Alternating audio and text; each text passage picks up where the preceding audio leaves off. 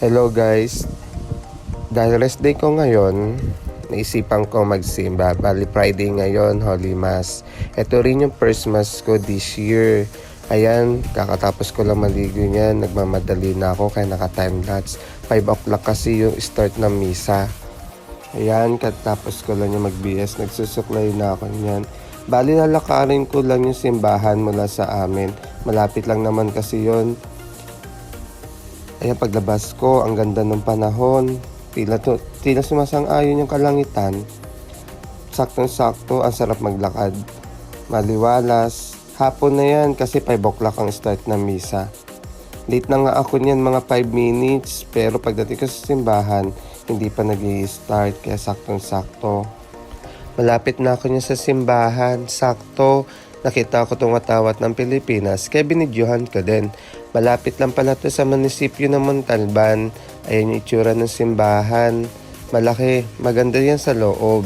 Tapos sakto, pagdating ko, andun din yung Puong Nazareno. Pero hindi yung Nazareno sa Quiapo replika lang yon.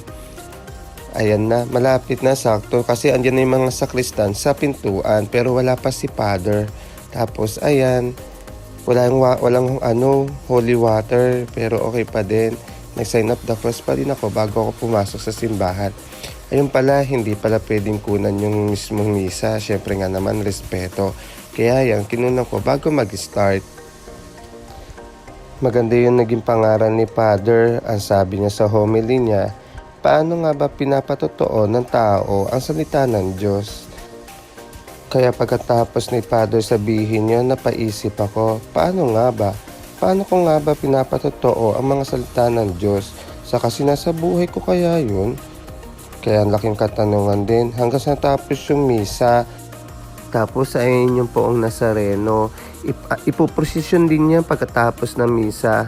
Buti na lang, sakto yung pagsimba ko. Kasi nakasama pa ako dun sa prosesyon pero hindi ko na rin tinapos. Pagkatapos ng misa, magkakaroon ng prosesyon. Ayan, halos malapit na matapos yung misa. Komunyon na yan. Hindi pa lang ako nagkukumunyon kasi hindi pa ako nakakapagkumunyon. Kaya bawal pa ako kumain ng ostya. Pero nabinyagan ako bilang Katoliko. Tapos ngayon din pala pinagdiriwang yung Jubilee Church. Tapos ayan, katapos ko lang magdasal sa part na yan.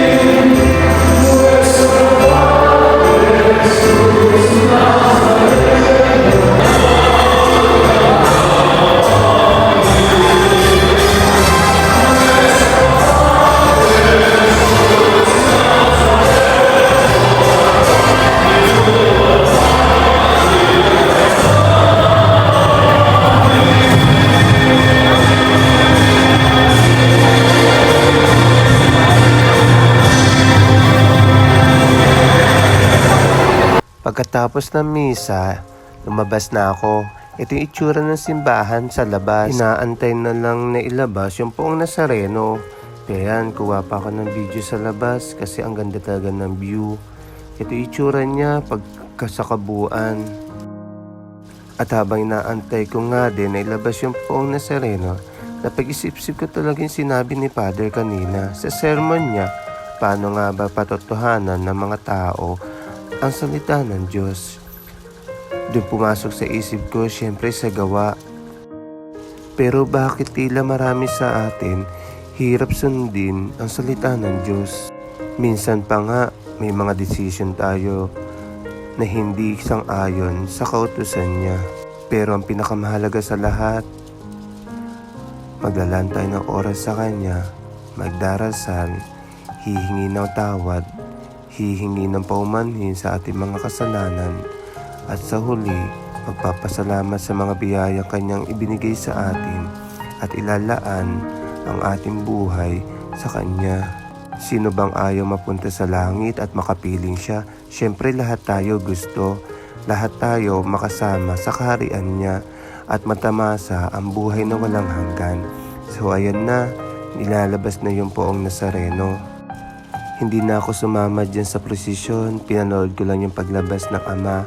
Kaya hanggang sa muli, maraming salamat!